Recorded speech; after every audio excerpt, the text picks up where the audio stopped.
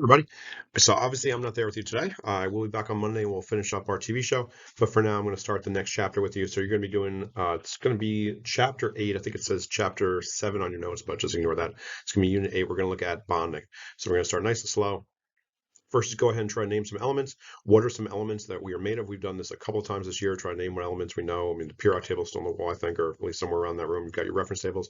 But what are some elements that are in our body somewhere? Think about the stuff you know is in our food, vitamins and minerals, stuff we maybe saw during that cereal lab. And then for the next question, try to figure out where are these elements actually in our body. So take a second, pause the video, try to name some elements you know that are in us, and then we'll come back and finish this up.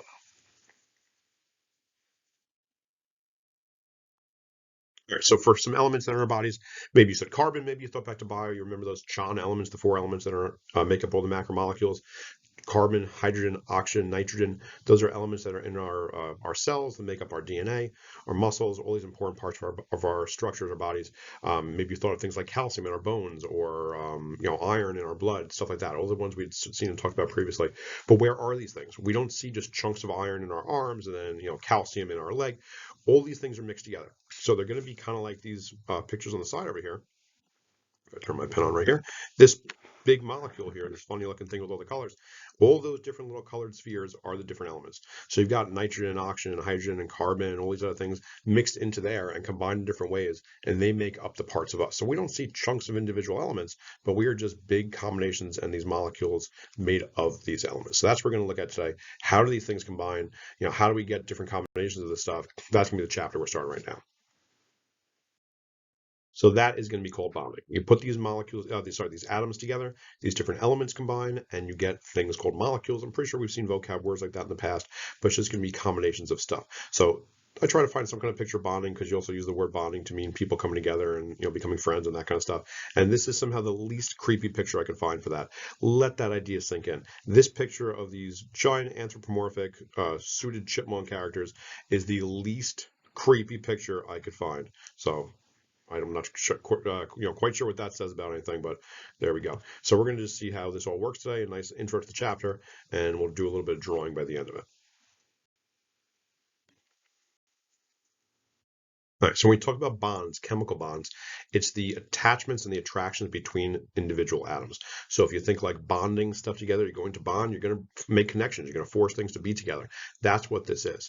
I think back to the original Toy Story, and Buzz Lightyear talks about needing bonding strip, and it's just tape. It's things that are going to connect stuff. So that's what this is right here. In this picture over here with this molecule, this is an amino acid, but these little links, these kind of like stick looking things between the atoms, those are the bonds. Those are the connections between the atoms. That's what's going to hold this molecule together. So water is not an element. Water is not an individual atom. Water is several atoms held together. So these are kind of like the attractions, the connections, the glue. So those connections right there, in this picture, they're drawing these little kind of stick structures. Those are what we call the bonds. They're holding this thing together. They're making sure the molecule stays in one piece. So you'll have many individual atoms potentially.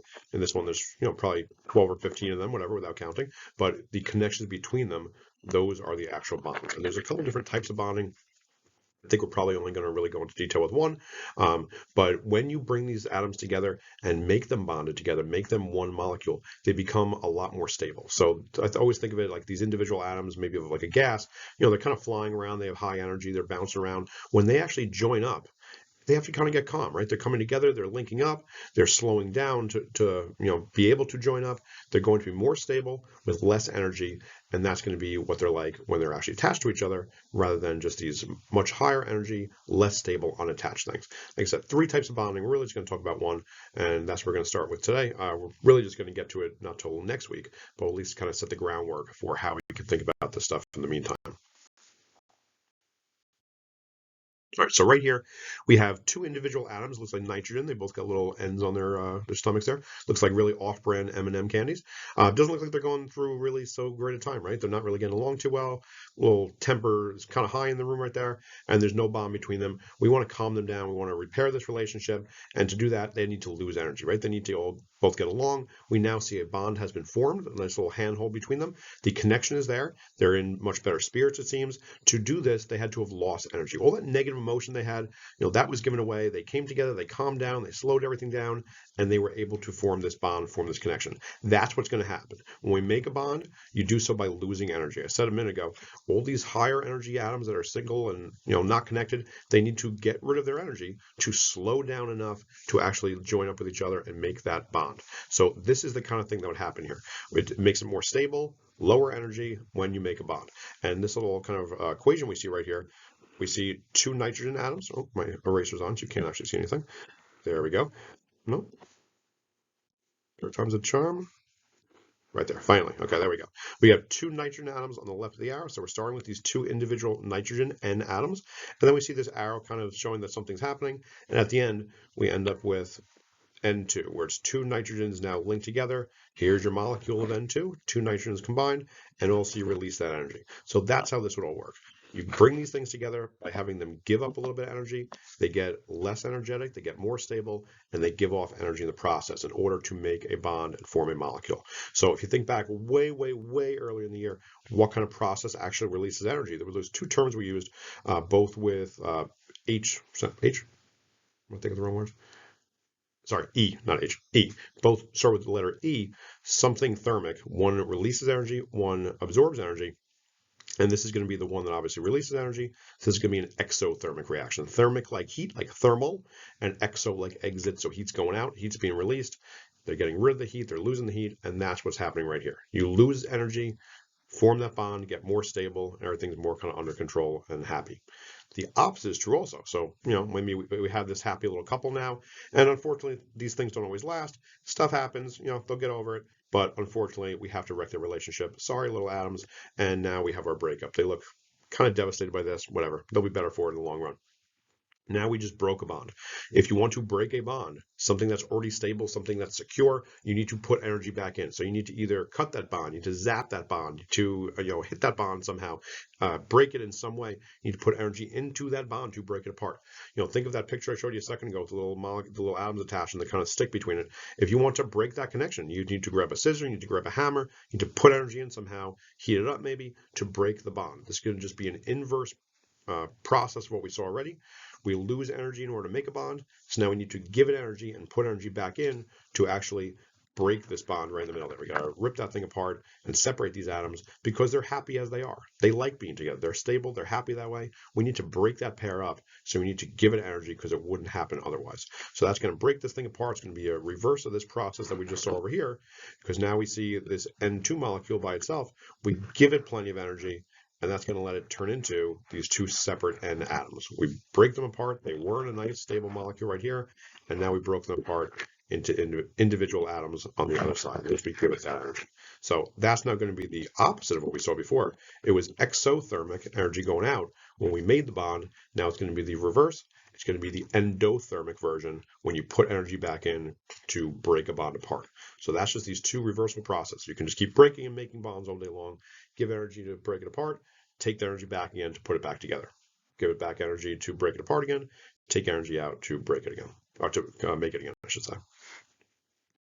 Right. And who do we think is going to be involved in this? What part of the atom is probably going to be involved in bonding? Well, just look at these pictures of atoms. I got a hydrogen atom on the left, oxygen atom on the right. We got the protons in the middle. I don't see any neutrons listed. It kind of says N in the nucleus over here, so it mentions the neutrons, but it's really just showing protons, electrons. Who is it that's going to be involved in the bonding? Just look at the picture and the structure, and who's seeming like they're going to be available and in a good position to interact with another atom. If you're saying the electrons, you're right. These electrons are on the outside here. The protons in the middle of the nucleus, they're kind of buried. They're kind of hidden in the middle. They're really not physically in a good spot to interact with other atoms. Whereas the electrons, they're already on the outside. They're pretty close to the electrons on the other guy already, where they can maybe reach out and make some connections here between these two individual atoms, between the hydrogen and the oxygen. These electrons on the inside, not so much, but these electrons on the outside are going to be really, really important. And that's why they have their own name. We've seen that in the past. We've learned about that. We haven't really talked about it in a while because we've been doing some other stuff. But now we're getting back to the electrons, and it's going to be all these electrons that are going to be very important to the bonding process. They're going to be centrally involved in how this works. Okay, so if you remember that vocab word, valence electrons, that term that means the outer ring electrons. We saw that in the periodic table chapter. I think we did probably some other stuff with that at some point. But the valence electrons in the outer ring, they're going to be the ones that really are very central to all this happening. They are going to be the ones that are able to interact with other atoms. So we're not there yet. We're not going to worry about this yet, but we do want to know something a little bit about the electrons, just very generally how many there are, what it's going to look like. So for that, we're going to draw these things we call Lewis structures. So this right over here, this is a Lewis structure for the element lithium, Li. It's got some dots.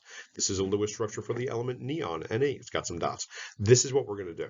And you might see them called Lewis structures, Lewis diagrams, Lewis electron dot diagrams. Really, just any combination of those words means the same thing. I'm usually just going to call them Lewis structures, but any description like that, it all refers to the same stuff. So they're going to look roughly like this.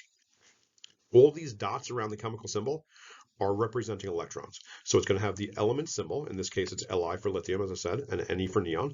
And then the dots surrounding it are going to represent the electrons in the outer ring. So just the valence electrons. That's all we care about.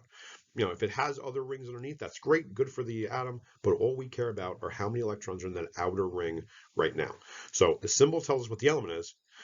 It also represents just that there are other electrons. We don't really need to worry about them in it. And at the moment, that's called the kernel. Who cares? We just want to care about the outer ring electrons, the valence electrons, and that's what these dots are. So if we go look at our periodic table, it'll tell us that lithium has exactly 1 valence electron, and there it is right there.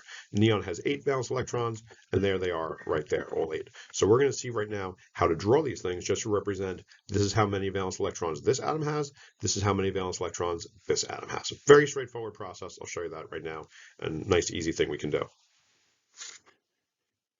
But again, only valence electrons. I hit my button just the last second to make sure there's nothing else there. But only valence electrons are the things we're going to draw here. And we're always going to draw them in this kind of arrangement here.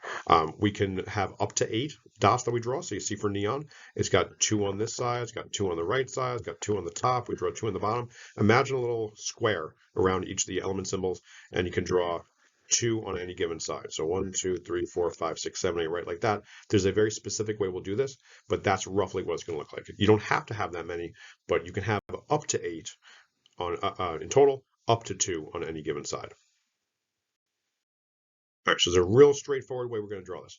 We're going to draw the symbol. We're going to add some dots. We need to know how many dots we have, and we're going to do it in this kind of order. If you look at this picture up top here, it shows us exactly the order we're going to draw these things on. We're not just going to draw it randomly, put dots down wherever we want them to go. We're going to do it in this order. The first 2 will always go on top. So if you only have 1 valence electron, you will just draw it on top of the symbol. If you have 2 or more, the first 2 will always go on top like this right here, 1, 2.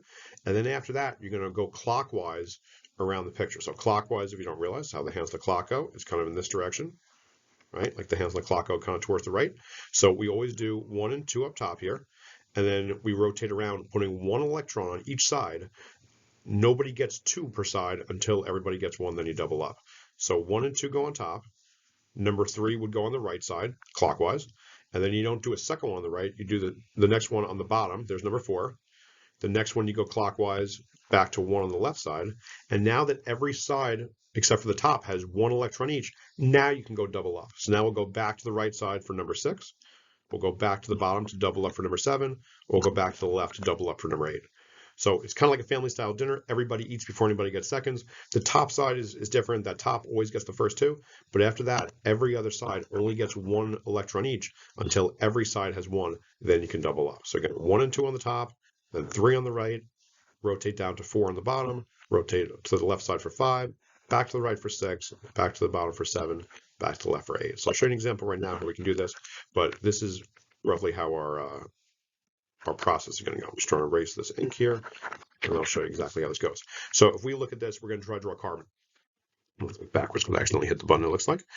Carbon has 4 valence electrons, so we want to draw those 4 valence electrons around carbon. We always drew the first 2 up top, so much as we saw here in the picture. Our numbers 1 and 2 electrons will go right up top first. We have those drawn right here for carbon already, so we don't have to do that. The first 2 go up top. And then because there's 4 electrons total, we need to still draw 2 other dots. So for that, now I'm just going to follow this little diagram up there. And I'm going to do the third one on the right side. And I'm going to go clockwise, continue to the bottom. And there's my 4th electron right there. Don't do 1 on each side. Don't do 2 up top and then 2 on the right. It's like this. First 2 up top, and then the next one on the right, and then the next one on the bottom. I've only got 4, so that's what carbon should look like. That's all done. For the next one, it says bromine. We have to write the symbol for bromine. So I'm just going to write a BR right here. And I'm going to look here and it says bromine has 7 valence electrons. I need to draw 7 dots. So I'm going to again follow my diagram up top that I gave you there. The first 2 always go up top. If you only got 1 or 2 electrons, just draw 1 or 2 up top. In this case, I've got 7. So I'm going to start with 2 on the top. And then the next one, I go clockwise around, 1 per side until everybody's got a single electron. Then I can double it up. So I start with 1, 2 on top. Then I can do number 3 on the right side. I'm going to rotate clockwise down to the bottom for number 4. Continue rotating clockwise over to the left for number 5. And now each side's got 1, so now I can go back to the right side for number 6. And now I'm going to rotate back to the bottom for number 7. And that's how bromine should look. It doesn't have an 8th electron, it only has 7, so it only has 7 dots. It's still got this kind of empty spot on the left side that we'll see what that means later on next week. But for now, that's all good, and that's what bromine should look like with 7 dots in that exact order. All right, this video is already longer than I want it to be. I was trying to keep it under 10 minutes, but we're going to get through this quick. I give you 6 examples right here. I'm going to do maybe 2 of them real quick, and then I'll let you go and do some more practice on your own. If we want to do Lewis structures for these 6 elements, I would just start writing the symbols. I'll just write Mg for magnesium, and maybe over here I'll do O for oxygen. I'm not going to do the rest of them. You can do those yourself. For Mg, I'm going to go to my reference table, and when you look at your periodic table, Mg is all the way on the left side.